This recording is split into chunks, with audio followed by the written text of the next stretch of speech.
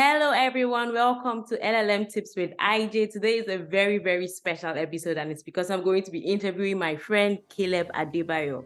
In this episode, we're going to be talking about Caleb's master's at NYU, and he's going to spill all the juice for folks who are interested in coming to the New York University. Caleb, thank you so much for doing this. I really, really appreciate you. But over to you now. Tell me a bit about yourself. Tell us a bit about yourself, and then we'll dive into all the juicy conversation for today. Thank you, IJ. It's very good to be here. My name is Caleb. As you have mentioned, Caleb Adebayo. I am Nigerian, and I qualified as a lawyer in Nigeria, worked for a couple of years before coming to the US. I came to the US specifically for my master's in 2021 and to attend NYU, finished my master's and got a job at Adebayo, where I currently work. And I work on the securitization team, which is under the capital markets team. And yeah, it's what I do. And I've been doing that for the past 11 months now. Oh, wow. So wait, Caleb, you came to the US 2021? Wow. 2021, yes. Oh, yeah, that's amazing. How are you loving it so far? I enjoy it. I mean, the two experiences I've had, namely NYU and Adebayo, have been really exciting. I love NYU because of what the place is, and there's so many opportunities it presented.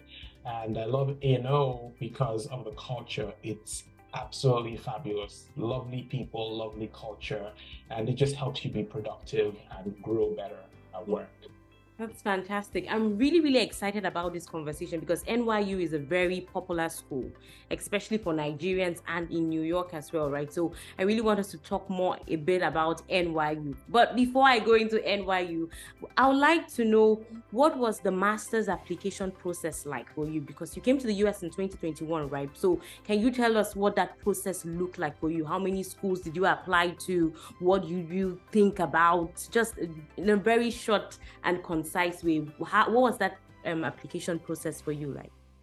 Okay, it was demanding. So I applied twice, actually. The first set of applications I did was the year I didn't come, was for the year I didn't come. That year I didn't know so much, so I applied to just 2 schools.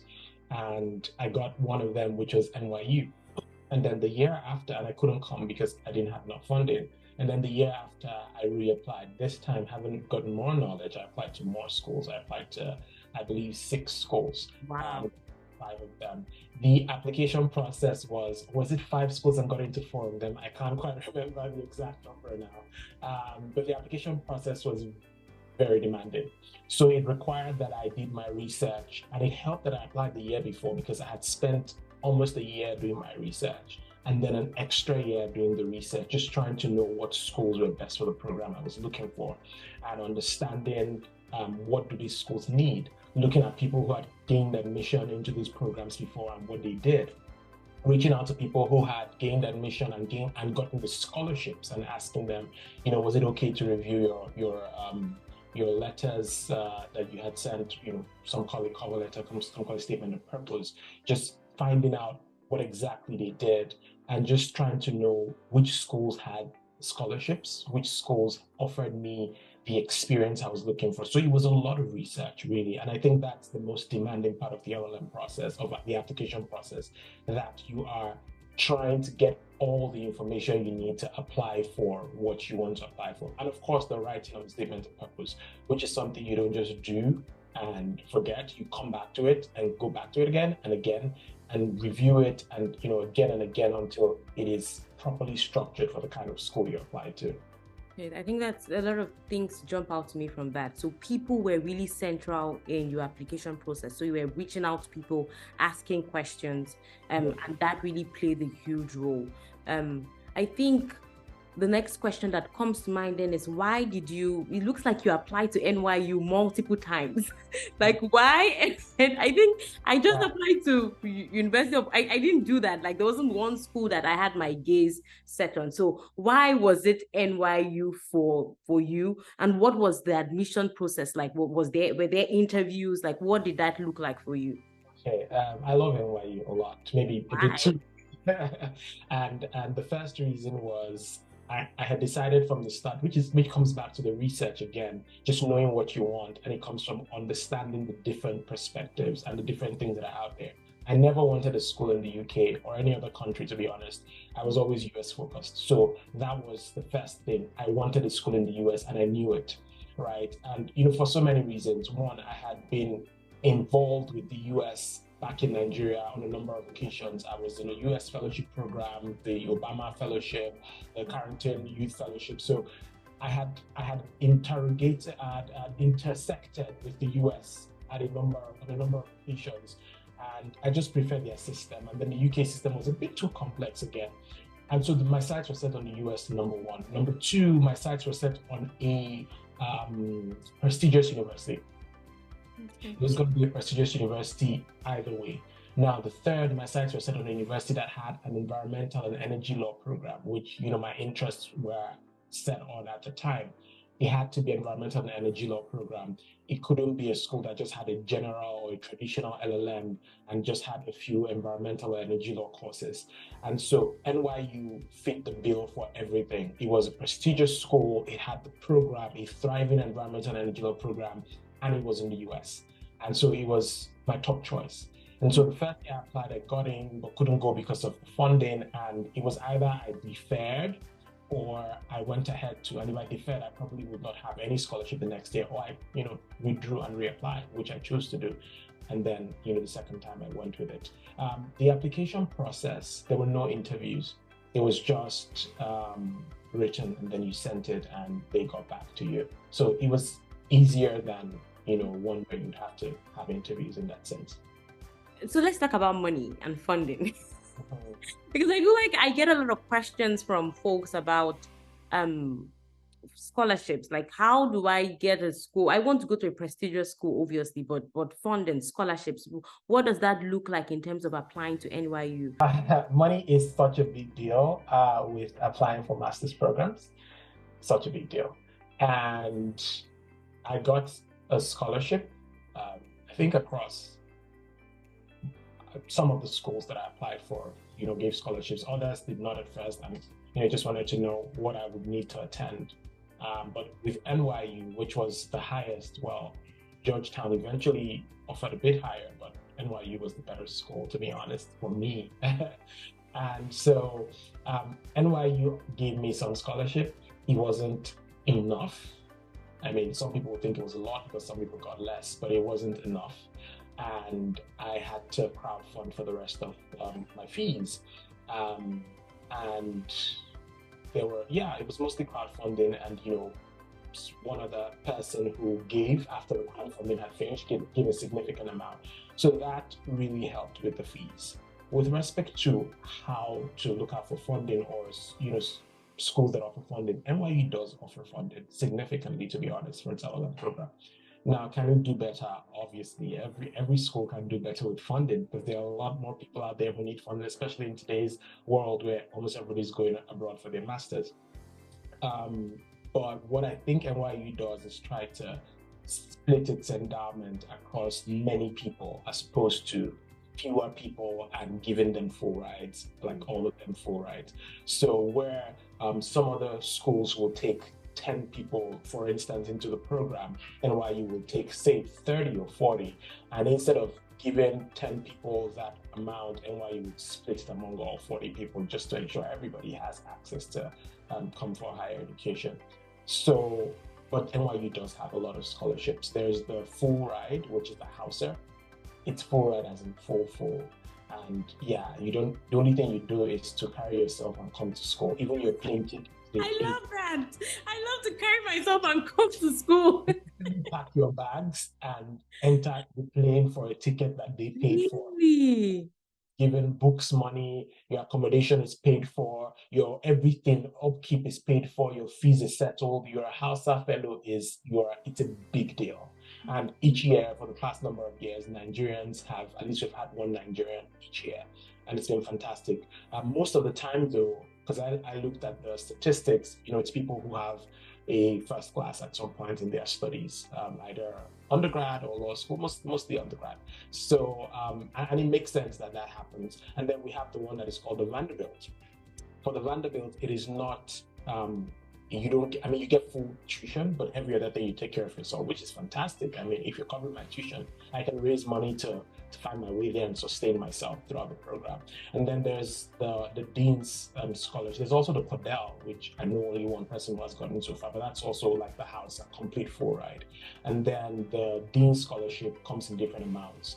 45, 25, 20, 15, and people get different amounts for the Dean's Scholarship. It's not a full ride, but you get significant percentage of your fees taken care of. So yeah, NYU does have a number of those scholarships. That's very interesting. But I feel like there's a major question that I missed, which is, on average, how much do you think an LLM would cost at NYU? Is it like super expensive? I know you can give us a broad range of what that looks like, maybe using yours or what you've heard about other people, and just give us an estimate of what you can expect to pay for tuition, and then just living and breathing in New York, like existing. Because I know that is a tuition of its own, right? So, like, how much do you think anyone who has their eyes set on NYU should start? Like, what's the tuition range like? Yeah, so at the time, during my time, the tuition was about $70,000. I dare say NYU tuition is higher than Harvard, and that was something I discovered during that period. I'm like, wow. It's one of the more expensive schools, law schools to attend, in the country. And with respect to the living expenses, that's another thing. So, which is why some people try to stay in New Jersey or stay in parts of New York that are not so expensive. Because if you stay in the right places in New Jersey, you pay less, and you spend less, and you're able to commute to school because thankfully there's the PATH train. So that was what I did. And so my costs were significantly less, especially even better because then a number of things were either hybrid or remote. So we didn't have to go into school as much. But if you're trying to stay in New York, I can't give an estimate. The school typically gives an estimate on its website, which could be more or less depending on how you live. But it's worth considering options of staying in New Jersey, sharing spaces, just things that reduce your overall costs, so that you're not spending so much. The biggest cost is rent, to be honest. Every other thing, it's a cost, but not as expensive. And yeah, it's an expensive city and an expensive school. Yeah, I see all those posts on Instagram where someone lives in a very, very small room where they can barely move, but they're paying like $2,000. So I think that's something else folks should keep in mind when going to NYU. It's in New York. And so you need to think of not just the tuition, but your living expenses and take into consideration some of the things Caleb has said, which is like going to New Jersey or more affordable parts of New York. I think the more not more important, but another question that comes to mind for me, Caleb, is really around what type of support does NYU provide to LLM students, right? In terms of job search, because we all know that, for LLM students, job search is not the most easy. You're competing against a lot of things, right? And so, in terms of job search, does NYU provide any support, and what does that support looks like if it does? Yeah, I'm glad you asked this question because, I was just having that conversation earlier this morning in a group that I believe, and this is without bias, that NYU is one of the most accommodating and useful schools for LLMs. Very, very useful. NYU provides a lot more than many LLMs provide. I remember speaking with a colleague of mine from another school, a very prestigious school here in the US. And she was saying how I shared with her some of the things NYU provided to LLMs, and she was saying how their school didn't provide. This is an Ivy League school, and she was like, they never provided that for them, that they were pretty much left on their own. NYU puts its LLM program on a very top pedestal. It cares for its LLM program. It creates things for that program. It's very invested in the program. And so you see, first of all, it's a very diverse program. You see people from across the world in NYU's LLM. And then they have things like the career services is the most active I have ever heard of or seen, because even when we finished, and this was one of the most fascinating points for me, we had finished the program and we got an email from career services saying that they want to know how many of us have gotten jobs. And for those who have not, they are open to having, conversations, looking at CVs and helping them with the job search process. And I'm like, we have finished the program. We've literally finished the duration for which we paid our fees for, and we are still taking time to do this. And it was fascinating. So we have all of these things. We have fellowship programs for specific LLMs. So because they know that the JDs have a lot of opportunities, these ones are created for the LLMs alone. And these are fellowship programs that take you to work in places like the World Bank, like the IFC, like the IMF, like working with the OECD, working with the IEA in Paris. And you're paid a stipend. These are opportunities that LLMs may never get in their home countries. And JDs do not have the opportunity to do. They have their own, but this one is specifically for LLMs, and it is fantastic. And then you also have, they have this thing they recently did, which I volunteered for because during my time, someone volunteered for it for me, which is the interviewing process. So they have alumni who are working in law firms to do mock job interviews for NYU students. And I was able to do with about 3 NYU students, and it was very helpful for them. And it was at that moment I recall that the person who did for me during my time was actually from Allen and Overy. And I did not know until a couple of weeks ago. I'm like, hold on, this person was from A&O, and I had to reach out to her. I'm like, hey, you were from A&O and you did this mock interview for me. I only just remembered. It would be great to catch up sometime. And she works for New York, but she works out of the London office. So essentially, there's so many things that NYU provides. And if I'm recommending schools for the LLM, I would have no reservation in recommending NYU. So this is a very important part of the episode of this segment. And I say that because a lot of times people just apply to schools and just come and show up, and they don't think of the long-term goals, like what will happen. A lot of us, like for me, when I came, and this was back in 2018, I came and for some reason, a lot of people told me, oh, when it comes to job search, you're on your own, right? It wasn't students telling me, it was advisors telling me that, oh, you should think of going back to your country to get job. I left my country to come here. And so this was like in my first week, and these are things that I didn't think about because I was thinking, just come to the US, like let me get here and I'll figure it out. But it's the choice of your school is so important. And that's why I always say, if you get an admission into a school, start asking questions now. Ask whoever your advisor is, what support do you provide? Once you start hearing things like, oh, you should go back to your country, just know that's a red flag. I'm looking for something red flag. Right? That's a red flag. But it really depends on you. But it's really nice and comforting to hear that there are schools, and the NYU is a school that provides specific support to LLMs. And so that's like amazing to hear. I have to say, it's super amazing to hear.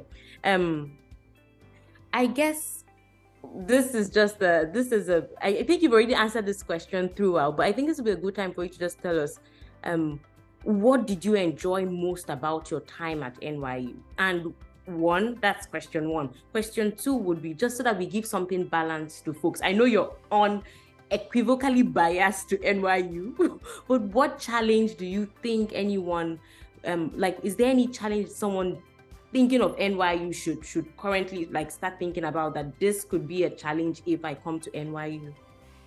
Okay, I'll start with the second one first. Challenge, definitely. I think the biggest one is the fact that funding is not as much as it should be. I mean, they do have funding, but there could be more funding. There could be more opportunities, especially when some people turn down the offer, because this was something that happened with me, and I was just discussing it with my fiance the other day, how that I was literally speaking with a guy who also gained admission to NYU, and he told me he turned it down because it was not complete and he'd go in for another school. And I'm like, I'm going to email, as you're turning it down, I'm going to email right now to ask for that one you turned down, for them to add it to mine. And, not in those words, but, I told them that, I'm aware that there are people who have turned down their own scholarships, and if I could benefit from the extra. And they said, no, I don't know what they use that money for, but I fairly think that they offer it to new people. So NYU tries to do this democratizing of scholarship thing such that we give it to 50 instead of giving it to 10. But in the end, each of them gets a piece, quarter, rather than just giving it to 10 who get full.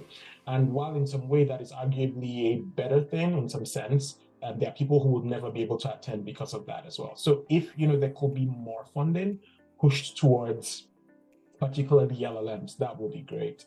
I think the other thing is it's expensive, and I think that also ties to funding. Like knowing that your school is expensive, it's more expensive than with a lot of other schools, and if it's that expensive, there should be things to offset to help out. And then different funds can be started for different things just to help the LLM to the transition. I remember sometime a friend of mine, Walt, had raised the idea of having them give out winter coats to LLMs that are just coming in, since they typically come in during like August, September, there, but when the winter is about to start its onset, just new free winter, jackets or something to just help the LLMs with their transition process. So I think they're doing fantastic, but I think a lot more can be done. Then with respect to the things I enjoyed, so many things. One being the opportunities for RA positions. I had like 5 RA positions during the year. Just the opportunity to earn and to be a student. Then the accessibility of the professors. I mean, they are really accessible, ready to listen to you, no matter your accent, no matter the country you come from, the color you are. They were just always there. Then the different opportunities. NYU is smack with opportunities. So many opportunities for the LLM students. In terms of the fellowship I just mentioned, in terms of you just have other programs here and there. The career services office is very helpful. So I think that ability to see a pathway for yourself from the program, that this is not just a program that ends here, but there's a pathway for me. I was involved, they have what is called the United Nations Diplomacy Clinic.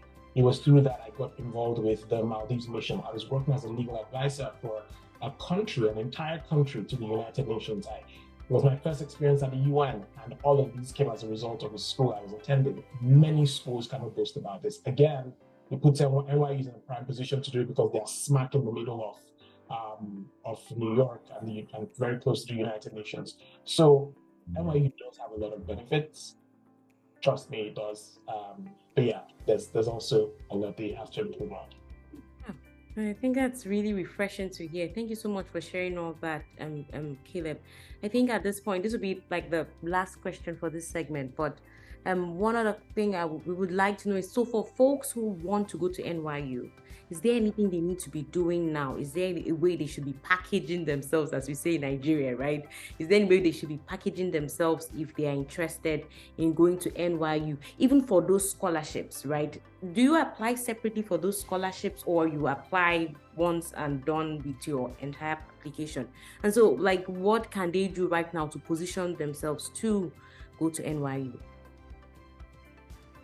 Yeah, so for the scholarships, the application for Hausa is different, but for the others, it's along with your regular application, so it makes it easy.